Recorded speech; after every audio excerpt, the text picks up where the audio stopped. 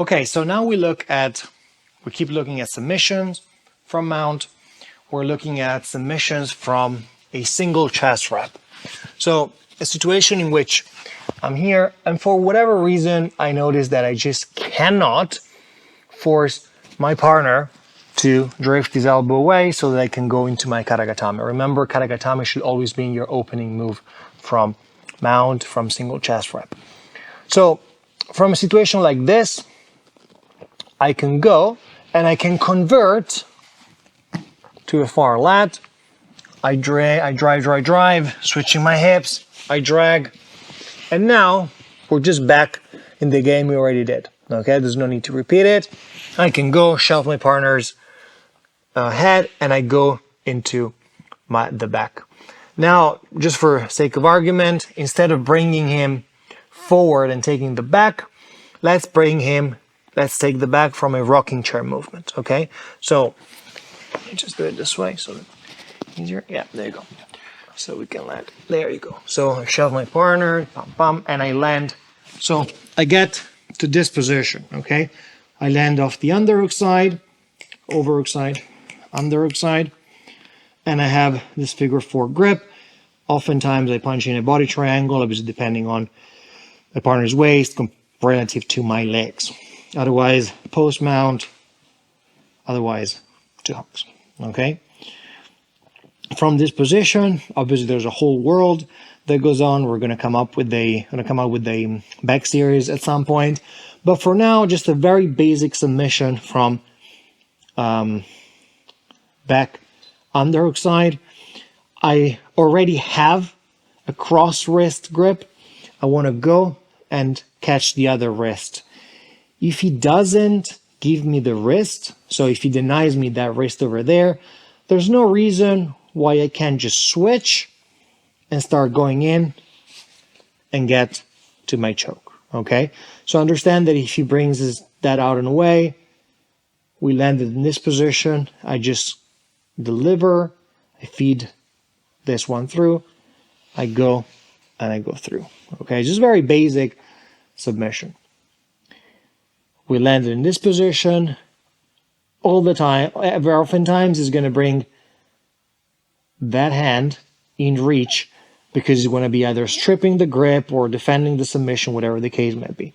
This is where I start catching my partner's hand. And this is where we go into what we call it a straight jacket or a double cross wrist.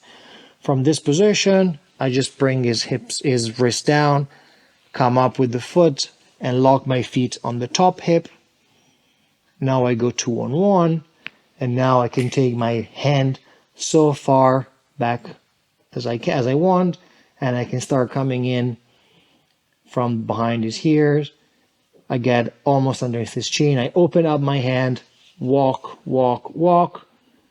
lift, and shoot the hand through, really wedging my hand in between my partner's shoulders.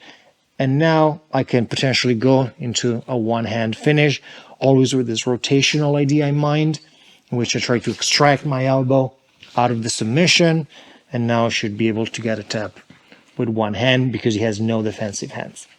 This looks very complicated in the beginning, but actually it's not. It makes sense once you understand the sequence. So I landed with this configuration of my figure 4. At this point, if he doesn't do anything with this hand, I just go 1 and 2. He will never allow this, so we'll always bring this hand, in there, and this is where I catch, okay? Oftentimes, he's going to be defending his neck because he knows that I can come in otherwise and get the finish. So I go to my straight jacket or double cross, I push the wrist down, I come up, and I lock. At this point, I can go 2-on-1, and I have one that's offensive hand versus 0 defensive hand.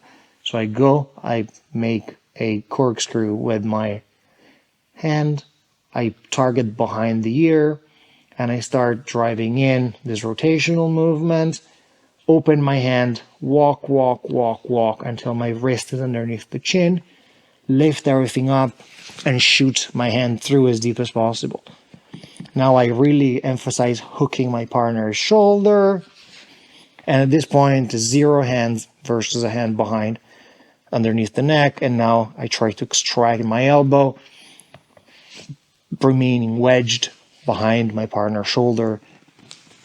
And this is where it gets the tap. Obviously, if I were to be in a sparring scenario, I would really try to wedge my head here behind and like on the side of my partner's head so that it doesn't have a chance to bring his head into the floor and making my life a little bit more difficult. So I really want to emphasizing wedging my partner's head in place. And now this is where I get the tap. If his head is wedged in between my head and my elbow, 0 defensive hands, there's really nowhere he can go.